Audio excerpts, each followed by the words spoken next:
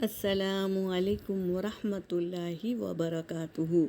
اعوذ باللہ من الشیطان الرجیم، بسم اللہ الرحمن الرحیم، رب زدنی علما۔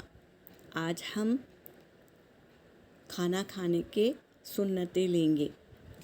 سب سے پہلے ہم کیا کریں گے؟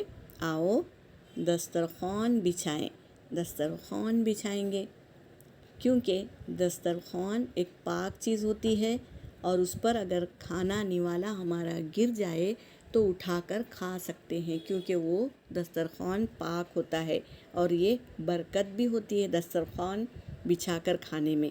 اور کیا ہے، اس کے بعد ہم دونوں ہاتھ گٹھوں تک دھونا ہے، گٹھوں تک ہمیں دونوں ہاتھ کو دھونا ہے، نمبر 2۔ اور نمبر 3، جب دسترخوان بچھ جائے تو مل جل کر سب کھانا کھائیں، الگ الگ نہ کھائیں اور سر ڈھانک کر کھائیں، کھلے سر کھانا نہیں کھائیں اور کانٹے چھری سے بھی کھانا نہیں کھائیں۔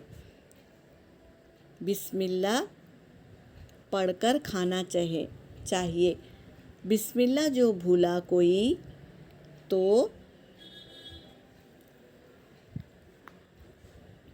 بسم اللہ اولہ و آخرہ پڑھیں گے، کیونکہ حدیث پاک کا مفہوم ہے کہ آپ صلی اللہ علیہ وسلم صحابوں کے ساتھ بیٹھے تھے اور مسکرائے، تو صحابوں نے مسکرانے کی وجہ پوچھی تو آپ صلی اللہ علیہ وسلم نے ارشاد فرمایا کہ ایک شخص کھانا کھا رہا تھا، اس نے بسم اللہ پڑھنا بھول گیا، اور جب پلیٹ میں تھوڑا کھانا باقی تھا، اسے جب یاد آیا کہ میں نے بسم اللہ نہیں پڑھا تو یہ دعا پڑھ لی، بسم اللہ اولہ و آخرہ پڑھ لی، تو شیطان جتنا کھایا تھا وہ اگل دیا، دعا پڑھتے ہی شیطان نے جتنا کھایا وہ اگل دیا، جس کی وجہ سے آپ صلی اللہ علیہ وسلم مسکرائے۔ تو یہ اگر ہم بسم اللہ بول کے نہیں کھائے تو شیطان کھاتا ہے ہمارے پلیٹ میں کھانا اور اس کو طاقت جاتی ہے، کھاتے ہمیں لیکن طاقت اس کو آتی ہے، اس لیے ہمیں بسم اللہ پڑھ کر کھانا کھانا چاہیے۔ اگر بھول جائے تو یہ دعا پڑھ لینی چاہیے۔ اب سنتیں لیں گے، کھانے کی سنتیں۔ نمبر 1، دسترخوان بچھانا۔ نمبر 2، دونوں ہاتھ گٹھوں تک دھونا۔ نمبر 3، ایک زانوں یا 2 زانوں بیٹھنا۔ نمبر 4، ٹیک لگا کر نہ کھانا۔ اور نمبر 5، کھانے سے پہلے دعا پڑھنا۔ اور دائیں ہاتھ سے کھانا یعنی سیدھے ہاتھ سے کھانا، 3 انگلیوں سے کھانا، اپنے سامنے سے کھانا۔ صحابہ ایک پلیٹ، بڑی پلیٹ میں کھانا کھاتے تھے، تھال میں، اور سب اپنے اپنے سامنے سے کھاتے تھے، بیچ میں ہاتھ نہیں ڈالتا تھا کوئی۔ کیوں؟ کیونکہ بیچ میں اللہ کی برکت اترتی ہے، اس لیے بیچ میں سے نہیں کھانا، اپنے سامنے سے کھانا۔ اور نمبر 9، زیادہ گرم نہ کھانا تاکہ منہ نہ جل جائے، اس کے لیے۔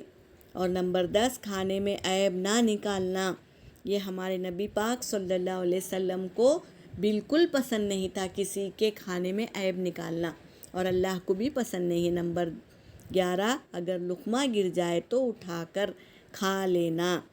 اور نمبر 12، برتن اور انگلیوں کو چاٹ کر صاف کرنا، انگلی کو منہ میں ڈال کر صاف کرنا اور پلیٹ کو ہاتھ سے صاف کرنا۔ اور نمبر 13، کھانے کے بعد کی دعا پڑھنا۔ اور نمبر 14، کھانے کے بعد ہاتھ دھونا اور کلی کرنا۔ پھر اس کے بعد کھانے کے بعد یہ دعا پڑھنا ہے، کھانا ختم ہوتے ہی ہم کو یہ دعا پڑھنا ہے۔ کیا ہے وہ دعا؟ الحمدللہ الذی اطعمنا وسقانا وجعلنا مسلمین من المسلمین بھی پڑھ سکتے ہیں۔ ترجمہ کیا ہے؟ تمام تعریفیں اللہ کے لیے ہے جس نے ہمیں کھلایا پلایا اور مسلمان بنایا۔ تو یہ کھانے کے بعد دعا پڑھنا ہے، اس کے بعد ہاتھ دھونا ہے اور کلی کرنا ہے، اسے ہمیں یاد کرنا ہے۔ اس دعا کو پڑھنے سے ہمارے اعمال، کھانا بھی ہمارا عبادت بن جاتا ہے، یہ سنتیں اور یہ دعا پڑھنے سے کھانا بھی ہماری عبادت بن جاتی ہے، جس کا ثواب ہمیں اللہ تبارک تعالیٰ دیں گے، کیونکہ اللہ تبارک تعالیٰ کو سنت بہت پسند ہے۔ آپ صلی اللہ علیہ وسلم جس طریقے سے کھاتے تھے وہ یہ سنت طریقہ ہے، تو ہمیں بھی اسی طریقے سے کھانا ہے۔